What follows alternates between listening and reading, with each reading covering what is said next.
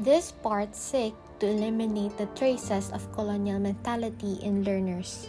Jose Rizal is one of the most revered figures in the Philippines, revolutionary and multifaceted intellectual whose life and legacy continue to inspire Filipinos today. He was even called the Great Malayan Hero for his resistance against colonialism and his advocacy for the dignity of the Malay people. In 1998, a Philippine historical drama film was created to capture Jose Rizal's life, works, struggles, and martyr for seeking political and social reform. It was brought to life by acclaimed director Marilu Diaz-Abaya. This 1998 film, Jose Rizal, is a 3-hour film that chronicles the life and hardship of the poet and nationalist, with Cesar Montano portraying the iconic figure. First, let's watch this trailer. Pinagsikapan kong isagawa ang ayaw isagawa ng iba. Sa aking mga nobela ay pinilit kong sagutin ang mga mapanirang puring paratang sa aming mga Pilipino. Inilahad ko ang kawawang kalagayan ng aking bayan, ang aming mga karaingan at kalungkutan. Consumatum est!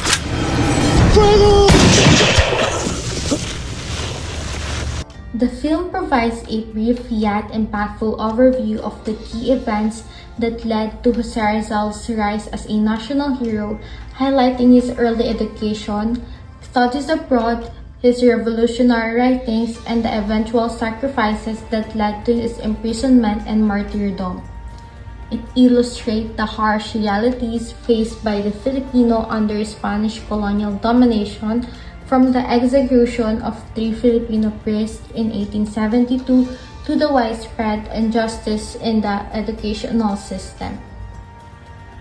From the opening scene, it features Jose Rizal being imprisoned in Fort Santiago, Manila, awaiting execution. When Rizal meets his defense counsel Luis Tavel de Andrade while in jail, he shares his life events from his early years to his current convictions.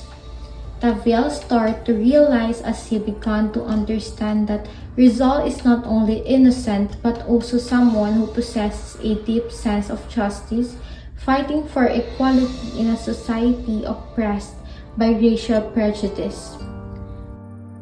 Tavel rises as Rizal's primary defender to ensure his voice is heard, since Rizal's novel angers Spanish authorities, leading to persecution of his family and fellow reformists. Confronting the oppressive forces of both the Spanish regime and the local elite to assert Rizal's innocence. The Spanish authorities are mobilizing their political forces to guarantee a conviction and sentence Rizal to death in Bagumbayan.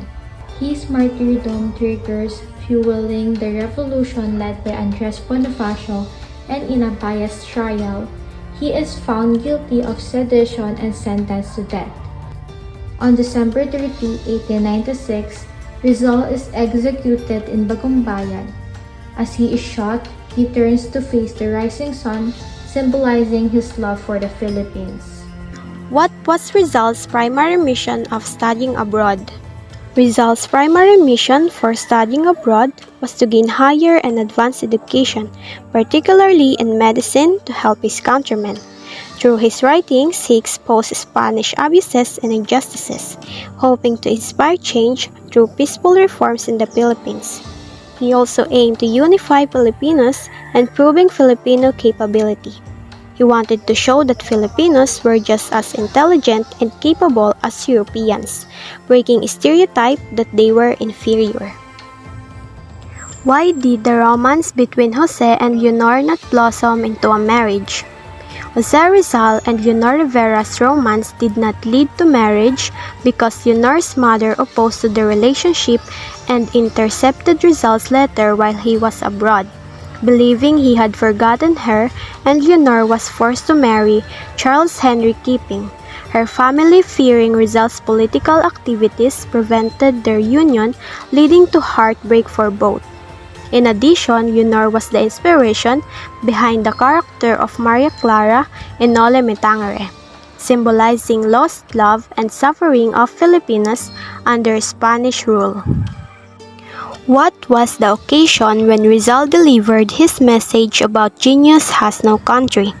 The occasion when Rizal delivers his message about genius has no country takes place in Hotel Ingles in Madrid, June 25, 1884, during gathering of Filipino expatriates in Spain and the celebration of victory of Luna and Hidalgo in Madrid Exposition. Why did Rizal suffer from extreme hunger while in Germany? Rizal suffered extreme hunger in Germany due to financial difficulties. His family's support was limited because of Spanish persecution, and he prioritized spending on books and publishing Noli Me Tangere over food.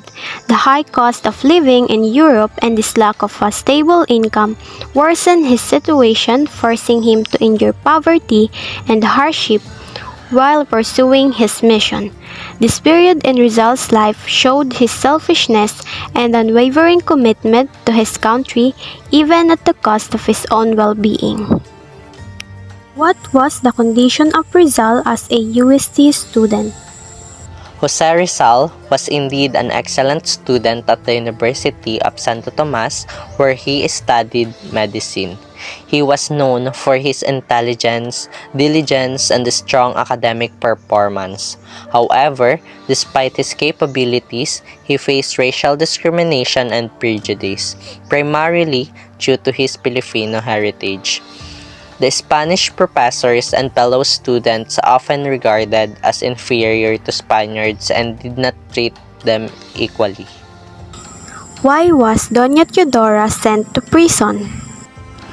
Doña Teodora was sent to prison because she was falsely accused of poisoning her sister-in-law. However, she did not commit this crime. It was actually orchestrated by the Spanish authorities due to their animosity toward her family. This false accusation and subsequent imprisonment of Doña Teodora were part of the broader strategy by the Spanish authorities to intimidate and punish Rizal and his family. What was the connection between Jose and Father Burgos that the former dedicated his El Filibusterismo to the Gomburza? The connection between Jose Rizal and Father Burgos is rooted in their shared commitment to reform and their deep respect for each ideals. Rizal greatly admired Father Burgos, who was a prominent advocate for the rights of Filipinos during Spanish colonial period.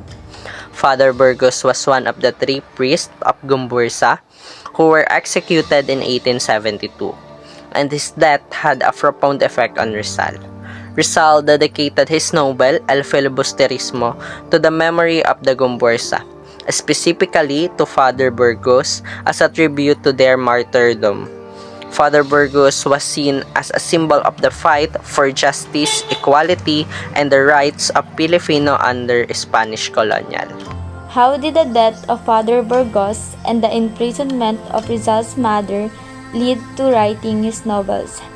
The execution of Father Burgos was witnessed by Pasiano, who was just seeking for the equality of all pariahs. It awakened Jose Rizal from the injustice in the Philippines.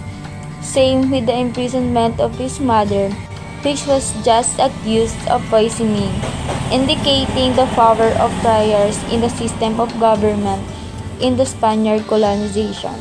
That became his inspiration in writing his novels to expose the status of Filipinos. What was the role of Pasiano in Jose's departure to Spain?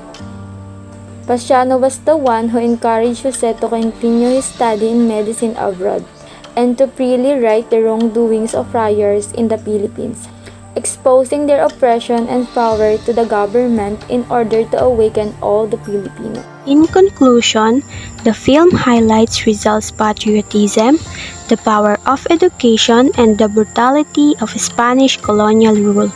It also emphasizes his inner struggles, including his doubts, sacrifices, and love for his country. The movie effectively portrays Rizal not just as a hero but as a human being with fears and convictions, making his martyrdom even more impactful.